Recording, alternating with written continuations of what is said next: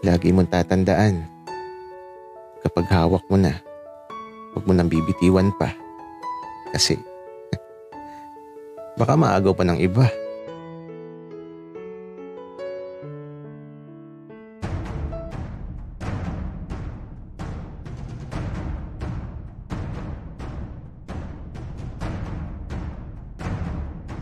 Kaibigan, huwag mong kalimutan mag-subscribe sa aming channel at huwag din kalimutan i-click ang notification bell at subscribe button. Subscribe na!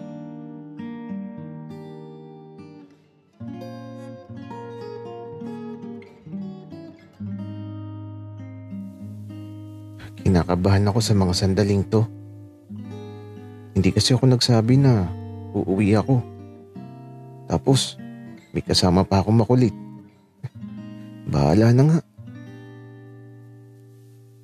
Kaya eto, pumasok na kami ni Axel sa gate. At eto, sinalubong ako kaagad ng mga aso namin.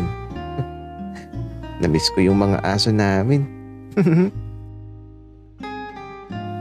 At si Axel, hala, nanigas na sa kinatatayuan niya kasi naman, yung malaki naming aso, ayun, inaamoy siya. Kurt, yung aso, baka kainin ako. Gagi, hindi ka kakainin yan, Axel. Kakagating ka lang at saka mabait naman yan. Kurt, baka kagatin ako. Ilayo mo na siya. Di kapag kinagat ka, Axel, dadaling kita dun sa maninipsip ng kamandag. Hala, ano yun, Kurt?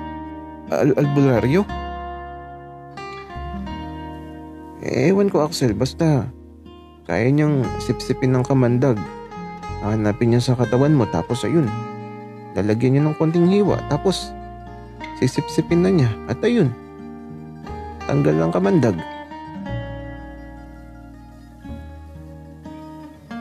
Hala, nakakatakot naman yun, Kurt. Pero kapag kinagat ako nito, at dinala mo ako dun, tapos sa temtem nakita ang kamandag, Kurt, ikaw na lang yun sa mipsip, ha?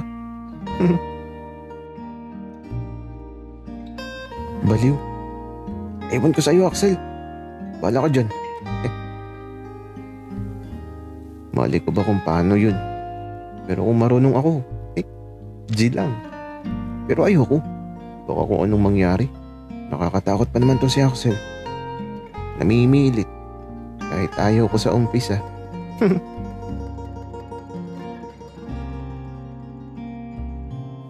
Oh, aba. Ang anak ko. Kaya pala ang ingay ng mga aso.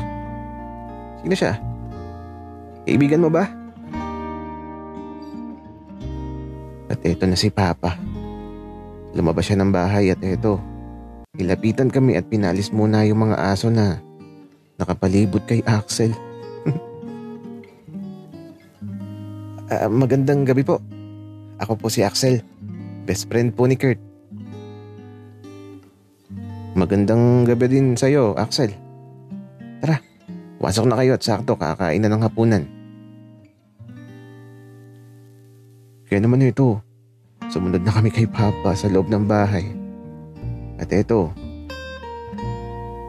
sa kusina na talaga kami dumiretso kasi nakakain na.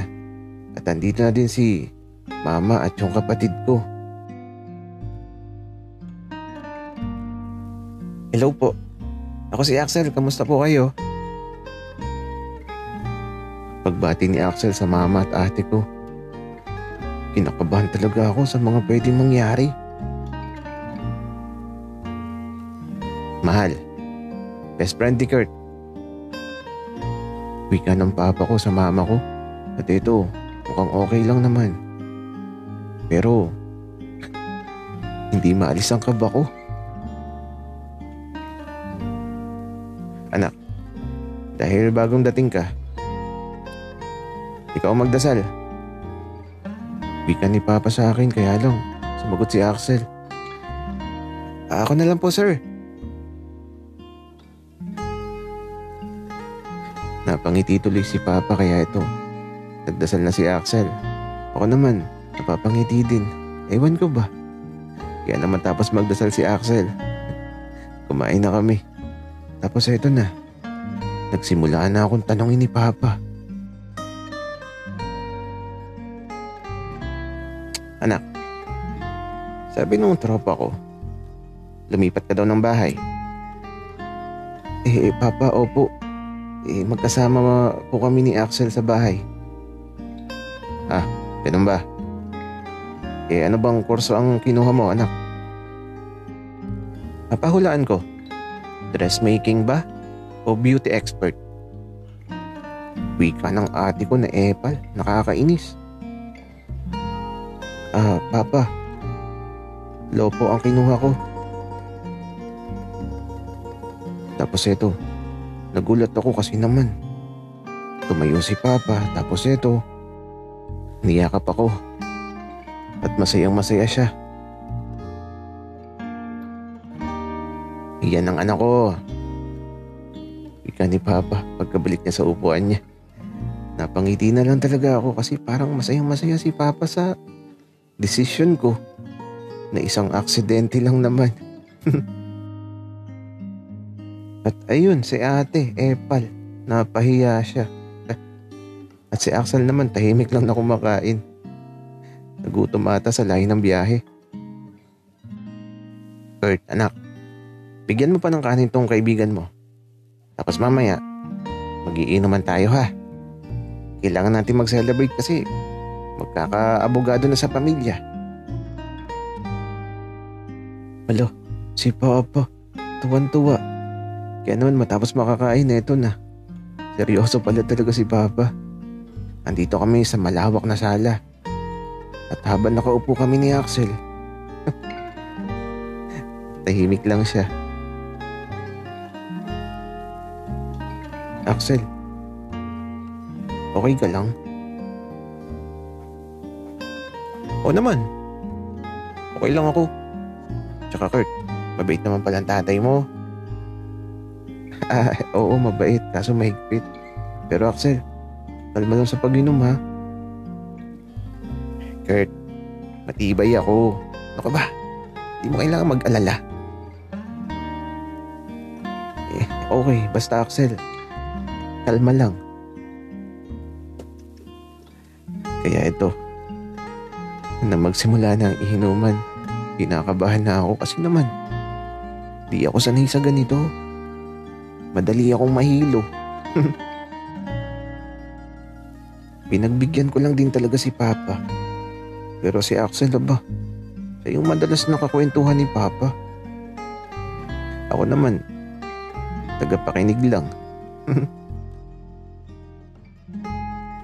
Maraming kwento si Axel tungkol sa pamilya niya at kung saan siya lumaki.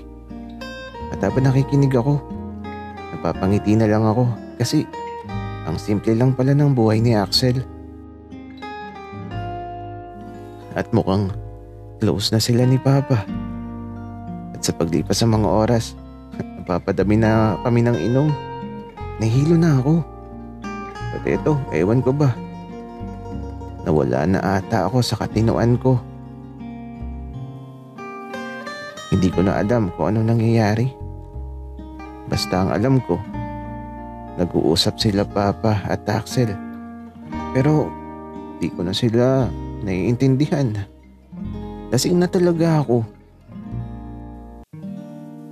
Alo, si Kurt. Umanaw na. Axel, Putoy, mahina talaga sa alak yan. Buti at naging kaibigan ka niya. Okay lang ba na bantayan mo ang anak ko? Nag-aalala kasi ako kapag nasa malayo siya. Bunso kasi yang si Kurt. Naks. Oo naman po, sir. Ako na pong bahala. At habang nag-aaral kami, ako na po ang mag-aalaga muna sa kanya. Huwag po kayong mag-alala.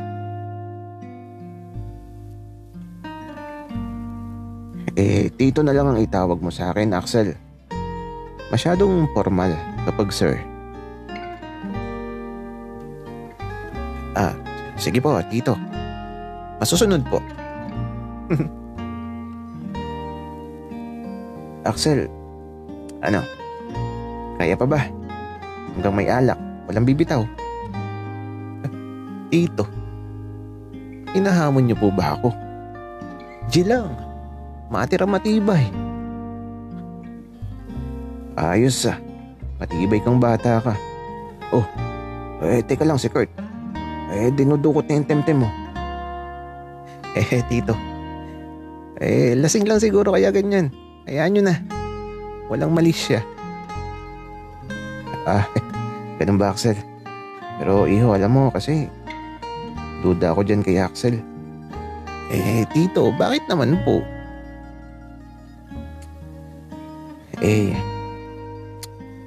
Hindi pa nagka-GF yung anak ko na yan. Sayang, guwapo pa naman. Pero kung lalaki ang magugustuhan niya, okay lang sa akin kung ikaw. Kasi mukha kang mabait. Ala, si Tito. Pero wag po kayong mag-alala. Kung mangyayari man ang bagay na yan, di ko sasaktan ng anak nyo. Papaligayahin ko siya ng abot langit at sagad sa kalawakan. Ganyan dapat, Axel. O siya, tagay na. Matira matibay.